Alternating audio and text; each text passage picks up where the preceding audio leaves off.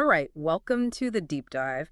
For those of you out there wrestling with like these big questions of reason and justice, the kind of core ideas that we use to build societies on, like we've got a really interesting exploration for you today. Definitely a journey for the intellectually curious. Yeah, so like can our ideas about reason and justice, can those really be universal if they leave out a whole bunch of people? It's a problem that people have been thinking about for a long time, and it's that's where we're going to start today.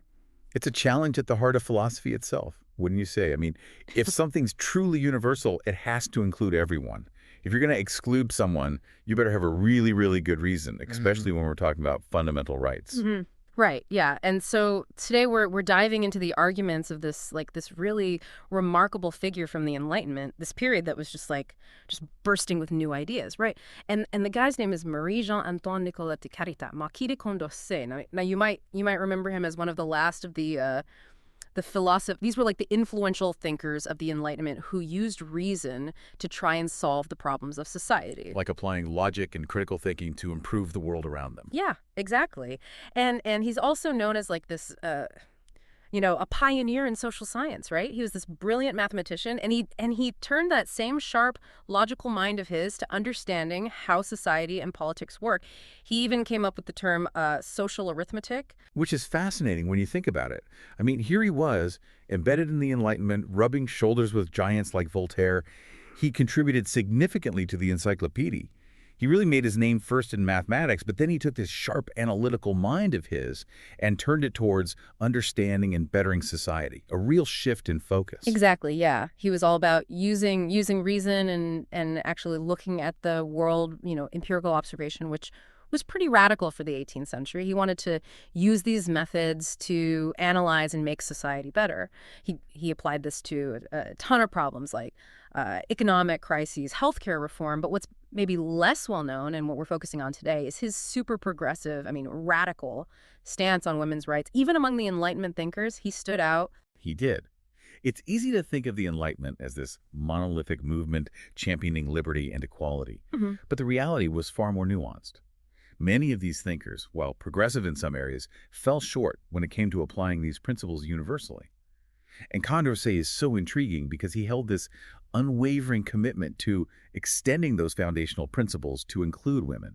Yeah, for sure. So the central question that Condorcet was dealing with, and what we're going to be dissecting today, because it's so philosophically important, is this idea of the admission of women to the rights of citizenship.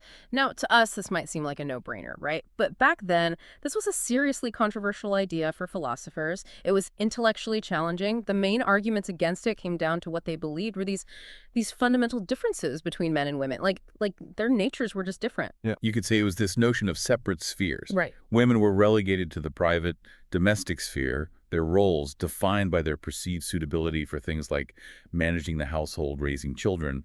They were seen as ill-equipped for the public sphere, the realm of politics and civic life. The thinking was that they were too emotional, lacked sound reasoning, and had a weaker sense of justice compared to men. Wow, that's quite the list of shortcomings. But Condorcet, being the philosopher that he was, he tackled these claims head on. He came back with this really strong philosophical argument. His whole premise, his core idea, was that women are fundamentally equal to men as human beings. And this equality is based on their ability to reason and their inherent right to justice. Precisely. Condorcet just flat out refused to buy into those widely held beliefs about women being inherently different. He said those so-called limitations were not like in their nature, but came from not having access to education and being stuck in restrictive social situations.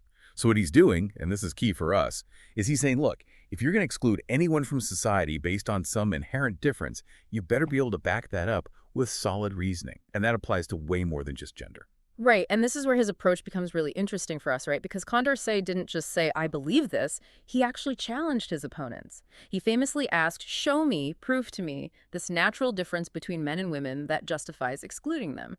He didn't want anecdotes or social norms. He wanted a real, solid, philosophical justification. That's so crucial.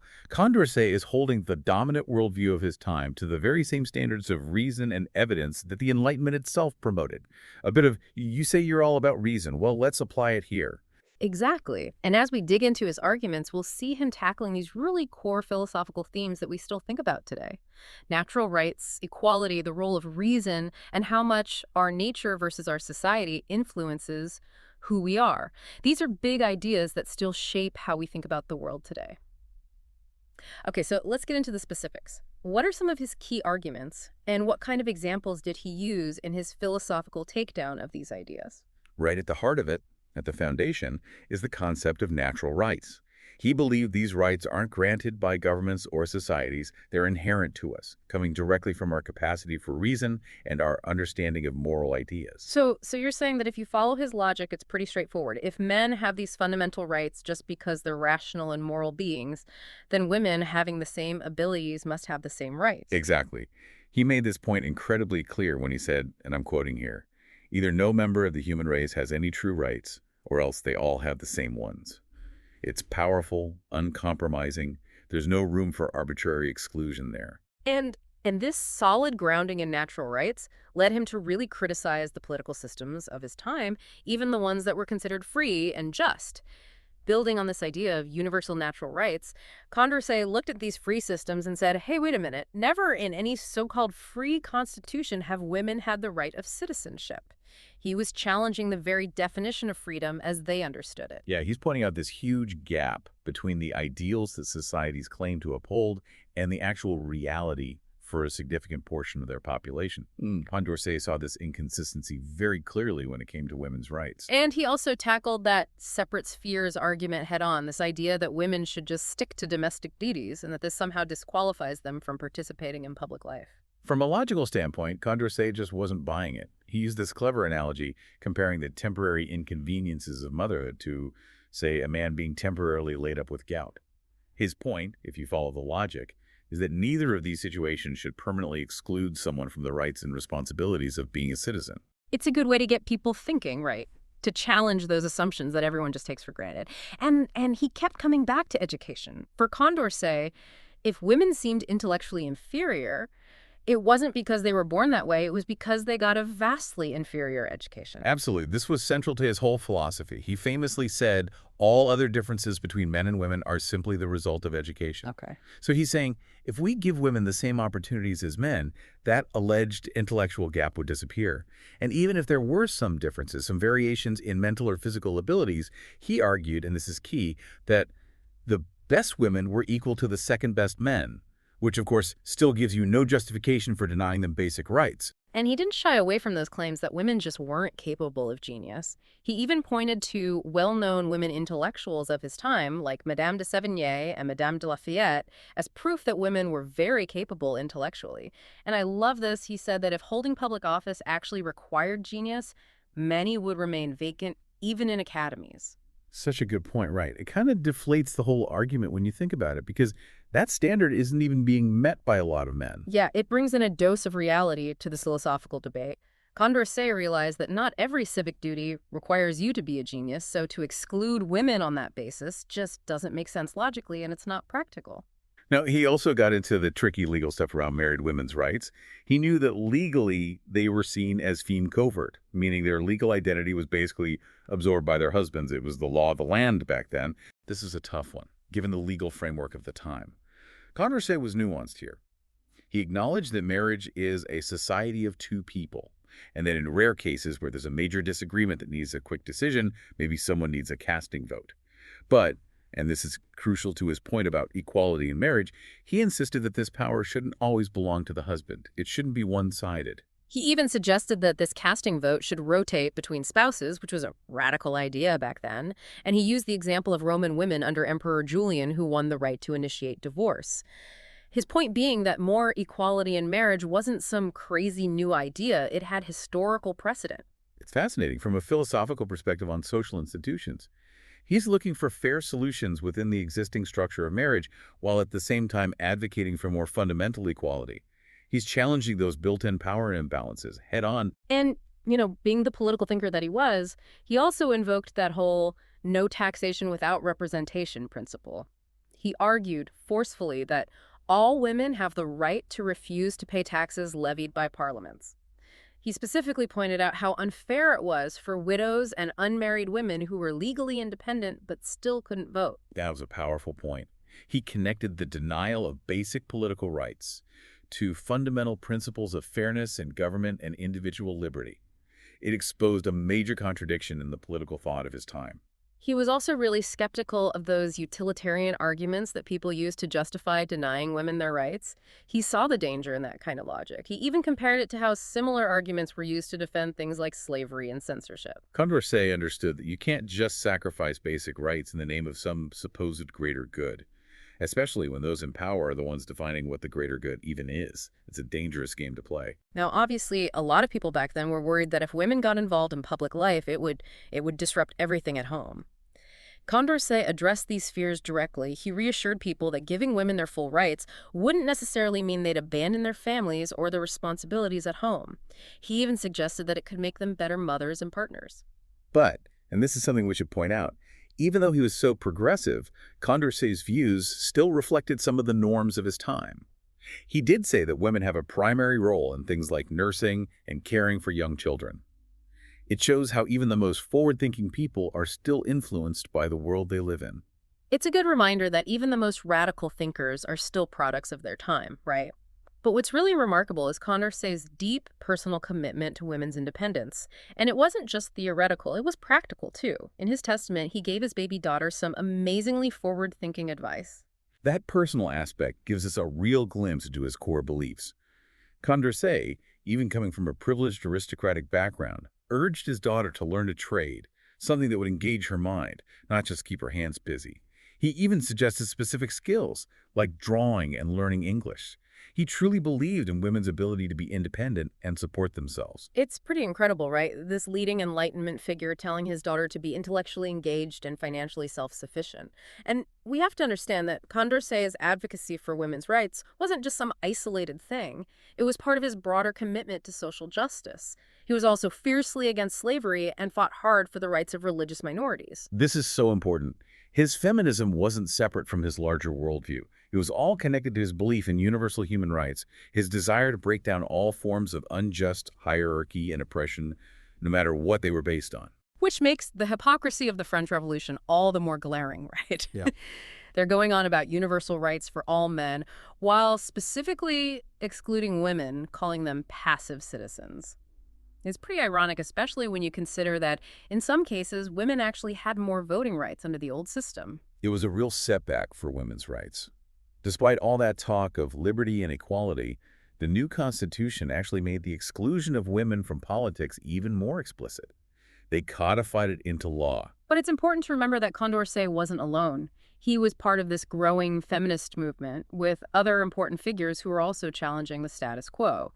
Thinkers like Olympe de Gouges, who wrote the Declaration of the Rights of Woman and the Female Citizen, and Mary Wollstonecraft, whose A Vindication of the Rights of Woman built on many of Condorcet's core arguments. These were crucial voices during this period of huge change.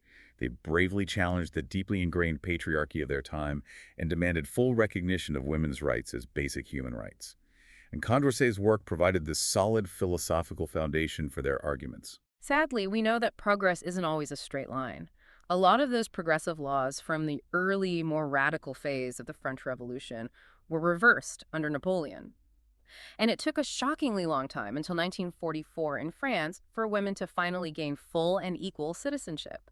This just shows how strong those prejudices that Condorcet fought against really were. It's a sobering reminder of the long and difficult fight for women's rights and how much resistance there was and still is to achieving the kind of equality that Condorcet talked about. And Condorcet was radical in other ways, too, like in his views on family. He saw marriage as a civil contract, not just a religious thing. He was totally against arranged marriages, a strong advocate for divorce, and he really cared about the welfare of children born outside of marriage and unmarried mothers.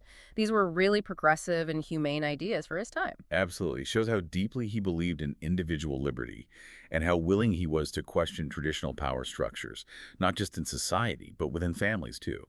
He believed in the autonomy and dignity of individuals, regardless of whether they were married or not. And we can't forget the important intellectual partnership he had with his wife, Sophie de Grouchy. From everything we know, she was a brilliant and politically engaged woman who had a huge influence on his thinking and his work. They were a truly remarkable intellectual couple. They had mutual respect, and they shared intellectual passions. Sophie de Grouchy was an accomplished intellectual in her own right. She translated important works by thinkers like Adam Smith and Thomas Paine. She even hosted a salon that was a hub for progressive thought and political discussion. And her own philosophical work, Letters on Sympathy, shows just how intelligent she was and how committed she was to egalitarian ideals. Their relationship is a real-life example of the kind of partnership that Condorcet championed in his writing. It's clear that Sophie de Grouchy played a crucial role in shaping and strengthening Condorcet's views on women, their intellect, and their need for social and political freedom. Their partnership was really something special, built on mutual respect and the shared love for ideas and social change. So, as we wrap up this deep dive, what are some of the key takeaways about Condorcet's legacy, especially for those of us who are still grappling with these same philosophical questions? Condorcet is absolutely essential to the history of feminist thought. His arguments for women's rights weren't based on feelings or emotions. They were grounded in reason, justice, and the idea of natural rights. That's why his work is still so relevant today, especially for those of us thinking about these same issues. And yeah, sure, some parts of his arguments might reflect the limits of his time, like his acknowledgement of women's primary role in childcare. But we can't ignore how groundbreaking his ideas were. He laid this foundation that later feminist movements would build on. Exactly. Even when his arguments show us the influence of his era, his commitment to questioning social norms and demanding rational justifications for how society is organized is incredibly important. It's something we can still learn from today. So here's something to think about for our philosophically minded listeners. If Condorcet so thoroughly dismantled the arguments against women's rights over 200 years ago, what assumptions, maybe ones we don't even realize we have, are still shaping how we see equality and justice today? What more do we need to do philosophically to truly achieve the kind of universal principles that Condorcet imagined?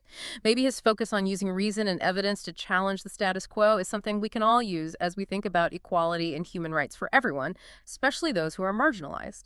It's definitely something worth thinking about. Thanks for joining us on this deep dive.